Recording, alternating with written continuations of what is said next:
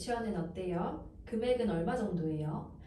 아, 뉴질랜드 유치원이 생각하는 것만큼 완전 저렴하진 않은 것 같아요. 그래도 나는 너무 만족하고 만족하는 이유에 대해서 제가 설명을 해드릴 수 있어요. 먼저 이제 유치원은 데이케어라고도 저희가 부르거든요. 근데 이제 유치원마다 만 3세 이상부터 받아주는 유치원도 있고 만 2살 이상부터 받아주는 유치원도 있는데 여기는 이제 맞벌이 문화다 보니까 대부분은 3개월부터 정말 아기였을 때부터 만 5세 직전까지 보낼 수가 있어요. 뉴질랜드 학제가 한국하고 달라서 만 5세가 되면 초등학교를 들어가야 되잖아요. 그래서 그 전까지 다니고 이제 생일 전에 졸업을 하죠. 금액은 이제 나는 이제 워킹맘이라서 우리 딸을 10개월부터 보냈어요. 기어 다닐 때부터 보냈는데 원래는 그 전부터 보내야 되는 상황이었는데 그때 이제 코로나 시대였고 그리고 또 락다운도 있었고 그래서 집에서 케어하다가 우리가 이제 락다운 풀리고 이제 사무실에 나와가지고 일을 해야 되는 상황부터 우리 딸을 보냈고요. 10개월에 보냈는데 그게 만 3세 전까지의 금액과 만 3세 이후의 금액이 달라요. 그 이유는 만 3세가 넘어가면 정부에서 주당 20시간을 보조를 해줘요. 그래서 우리 딸이 만 3세가 되기 전에 금액이 내가 9시부터 5시까지 보냈는데 그때 한 340불 정도 주당 340불 정도를 냈었고 그러면 한 달이면 한 1,300불, 1,400불 낸 것 같아요. 그러면 이제 하나로 한 100만 원에서 110만 원? 그 정도 낸 것 같고 지금은 만 3세가 넘어갔기 때문에 주당 20시간씩 정부 지원을 받아서 현재는 9시부터 5시까지 월요일부터 금요일까지 보내는데 227불 이렇게 내고 있어요. 그래서 금액이 한 120불 요 정도 이렇게 줄어든 것 같아요. 주당 241불. 그리고 유치원은 시간이 7시 반부터 보통 5시 반까지. 그래서 내가 선택을 할 수 있어요. 주당 20시간씩 보낼 건지 25시간, 30시간, 그리고 뭐 하루에 8시간이 넘어가면 금액은 또 이제 올라가게 되고 그래서 그거를 선택 가능하더라고요. 근데 이제 그 작년에 제가 한국에 가서 2달 동안 한국 유치원을 보냈었잖아요. 그러니까 한국 유치원도 되게 체계적으로 잘 되어 있고 한국 유치원하고 뉴질랜드 유치원을 사실은 비교하기가 그렇기는 한데 내가 조금 다른 점이 있다면 이건 그냥 우스갯소리인데 한국 유치원은 이제 2달을 경험을 했지만 정말 체계적으로 되어 있더라고요. 그러니까 한 달에 한 번씩 그 한 달을 아이가 먹을 식단이 딱 짜여서 나오고 그 식단에 대한 칼로리 그 다음에 영양 성분까지도 다 나오더라고요. 그래서 오늘은 우리 딸이 뭘 먹었는지 간식으로 뭘 먹었는지를 확인할 수가 있고 근데 여기는 몰라요. 우리 딸이 뭐 먹었는지 전혀 그런 정보를 주지는 않아요. 그냥 내가 신뢰하고 맡기는 분위기 그런 분위기인 거죠. 또 궁금한 점 없으세요? 한국 유치원보다 좋은 점이 있나요? 한국 유치원보다 좋은 점은 이제 그 한국 유치원이 제가 생각할 때는 굉장히 체계적이고 저는 이제 그 선생님도 일주일에 한 2번씩 뭐 연락이 오고 제가 이제 사립 유치원인지 공립 유치원인지 그때는 그거를 모르고 저도 이제 한국을 떠난 지 너무 오래됐으니까 근데 이제 비용을 한 달에 한 98만 원 정도 낸 것 같아요. 그러면 사립 유치원이니까 공립 유치원은 아닌 것 같아요. 근데 그러다 보니까 되게 잘 돼 있더라고요. 일주일에 한 번씩 야외 활동 가는데 이제 아이들 데리고 공원이라든가 아니면 어린이 대공원 이런 데 일주일에 한 번씩 데리고 가고 그다음에 그 뭐 그때가 이제 어리잖아요 우리 딸이 근데 그 달에 배우는 주제가 예를 들어서 뭐 그 뭐지 중력이라면 내가 야, 어린아이들이 이런 걸 배워? 이러는데 그걸 굉장히 어렵게 가르치는 게 아니고 놀이를 통해서 이렇게 뭐 구슬이 위에서 아래로 이렇게 딱딱딱딱 떨어지는 거 그런 거 놀이를 통해서 배운다거나 그래서 그때 배우고 나서 우리 딸이 집에 와서 저한테 엄마니까 가르쳐 줄게 모든 물건은 위에서 아래로 떨어진다 이러면서 중력에 대한 개념을 배웠더라고요.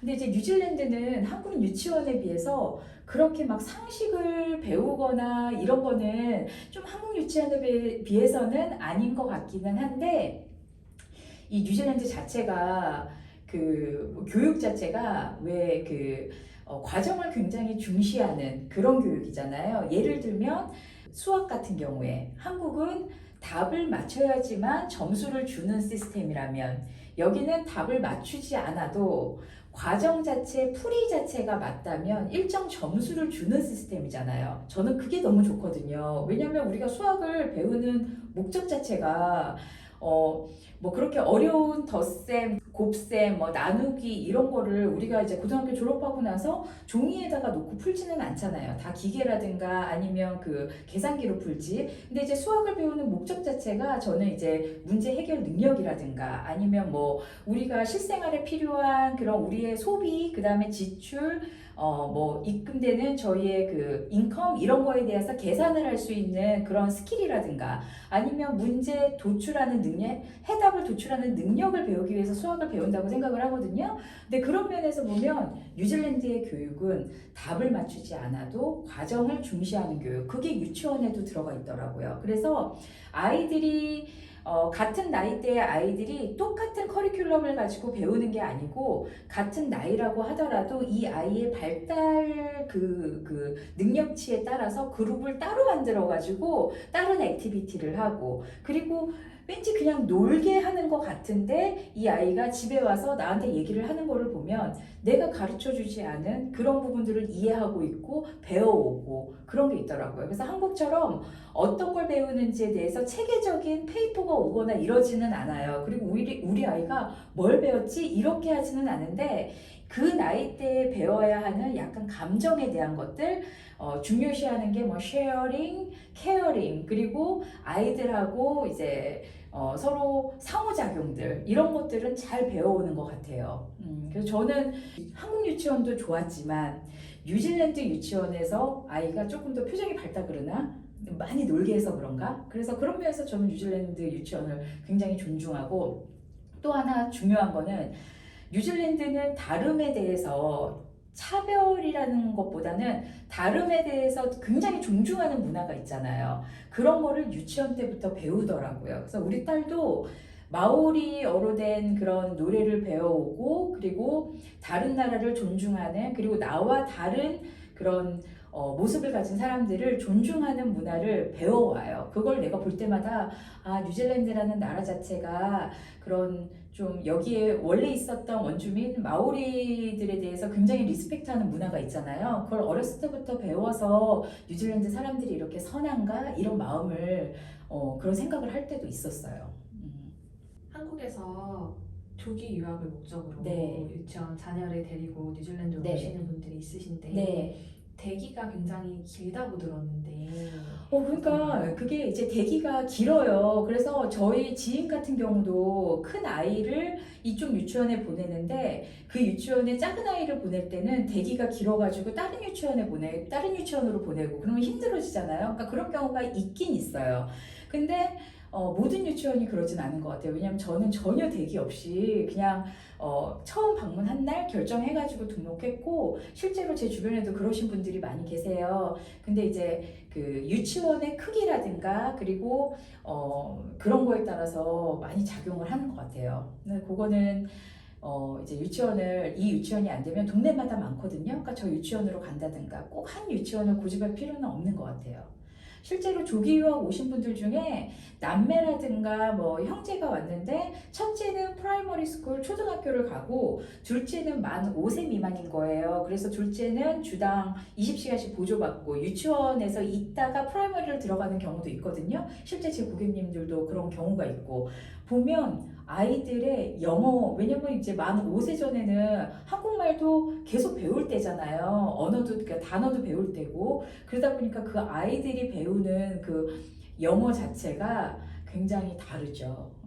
달라요. 발음이라든가 이런 것들 그런 것들은 많이 다르더라고요. 그 대신 이제 우리 딸은 이제 고민은 9시부터 5시까지 유치원을 다니다 보니까 부모가 한국말을 사용하는데도 불구하고 우리 집에서 정말 한국말만 사용하거든요. 영어 전혀 사용 안 해요. 왜냐면 한국어를 배우는 것도 굉장히 중요하니까. 근데 우리 딸이 급한 일이 있거나 이러면 튀어나오는 건 영어.